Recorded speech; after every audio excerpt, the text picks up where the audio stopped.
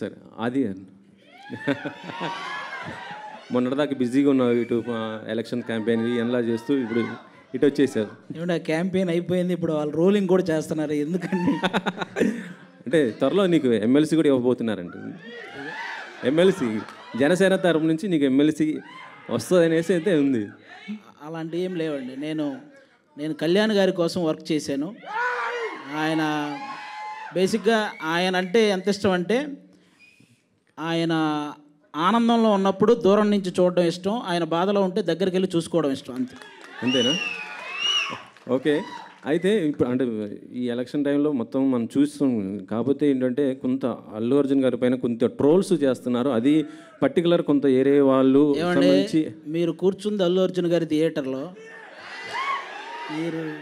మనం అల్లు అర్జున్ గారి గురించి ఇప్పుడు ఒక నేషనల్ అవార్డు విన్నర్ అండి. ఆయనకి మనం ఆయన మీద ఎవరైనా ట్రోల్స్ చేసే వాళ్ళకి నేను జనరల్గా చెప్తున్నాను, కళ్యాణ్ గారికి కానీ లేకపోతే మెగా ఫ్యామిలీ వాళ్ళకి కానీ ఎవరికి కూడా అలాంటి ఫీలింగ్ ఎప్పుడూ ఉండదు. వాళ్ళంతా ఎప్పుడూ ఒకటే.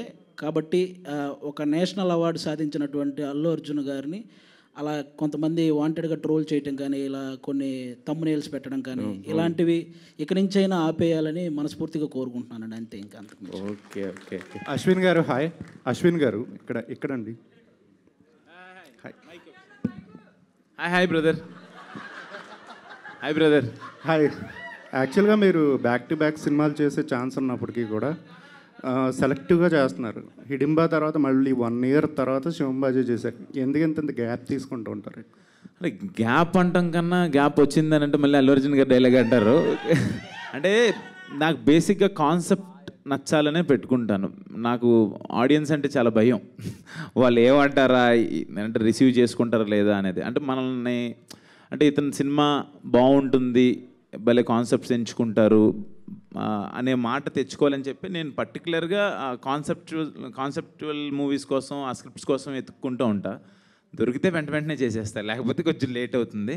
బట్ ఈ మాట నేను ఇప్పుడు అన్నందుకన్నా మీరు ఈ సినిమాలో చూసిన తర్వాత ఆ కాన్సెప్ట్ ఉంటుంది. మీరు డెఫినెట్గా మీరు అందరు నన్ను బ్లెస్ చేస్తారని నేను గట్టిగా నమ్ముతున్నాను.